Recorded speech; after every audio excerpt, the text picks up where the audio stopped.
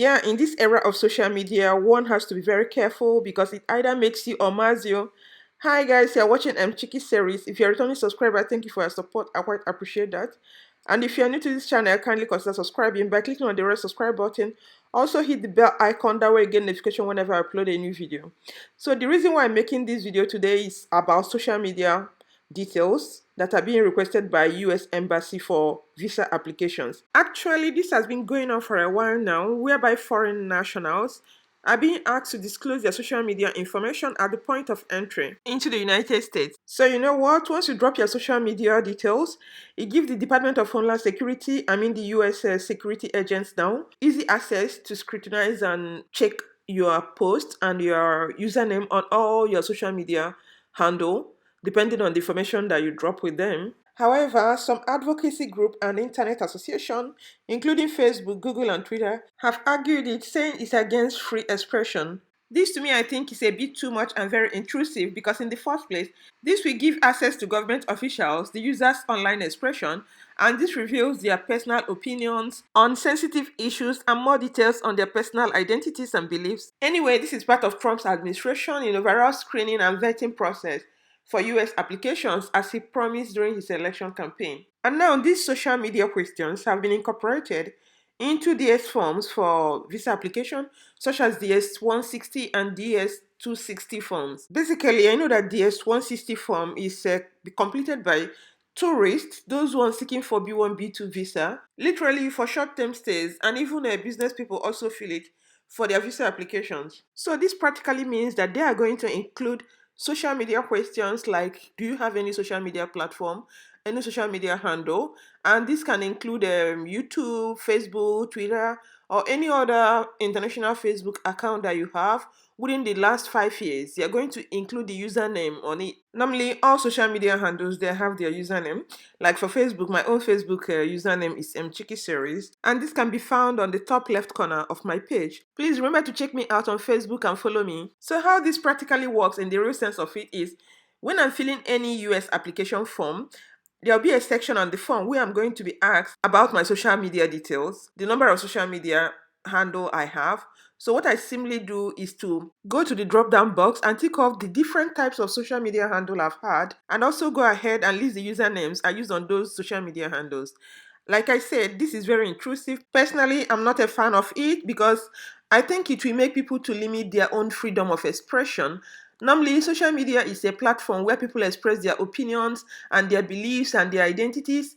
So by the time they keep checking all this, it will make some of the advocates or activists not to be very free or very vocal, because people might be thinking, oh, when I'm going to go to the US, if I say anything about their president, I might not be able to be granted a visa. However, it has helped the US government in the past to be able to trace the terrorists and some of the criminals. So in overall, it has been a very good screening tool for US government, and they've been using it very well. It has been to their own advantage, and also in detecting nefarious and malicious immigrants. On the US application form, there is also a provision for those people who don't have a social media handle. There's a provision where you can tick none. So you feel free to say you don't have any, but not when you have, because if you lie about it, they're going to track you out and it's going to affect your application.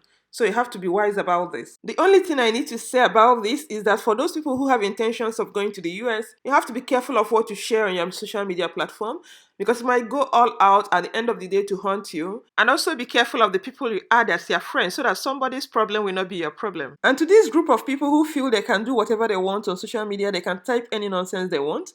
Some of them, they don't use their picture, they don't use their real name, they go behind a keyboard and spew all sorts of rubbish at people. So be aware that there's a way to track all your activities on any social media platform when the time arises. There are other groups of people who scam people. They go straight to your inbox and send you a direct message saying that they have this business or that to sell to you. And again, there are other ones who do 419 with it. They clone accounts. Just bear in mind that you can be caught anytime, because all these informations are being tracked. Even some people that clone account, at the end of the day, they delete it. You think you've deleted it, it has not really gone off the system. It is somewhere hidden in the cache.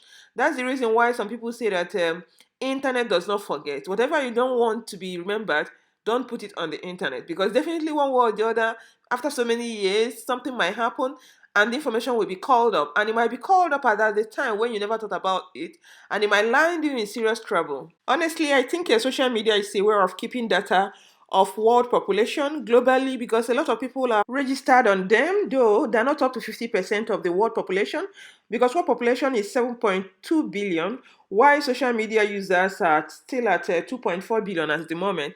But I know a lot of people are definitely going to enroll in them because this is only work in progress. There are some people who share lots of private stuff on their own page that when you look at their page at a glance, you'll be able to know who they are. You'll be able to even know their family, know their children, everything that concerns them. This can be very interesting and this can be very dangerous depending on where you are residing. So before you put up anything on the social media, you think about the consequences, the implication. If you're able to bear the consequences, good and fine, you go ahead and put it there. It's nobody's business. It is their business. So whatever that comes out of it, you bear it. It was not until I joined social media I realized that some people are on this platform for different reasons. Some here are just to attack people, and some are here to do something that is beneficial to their life.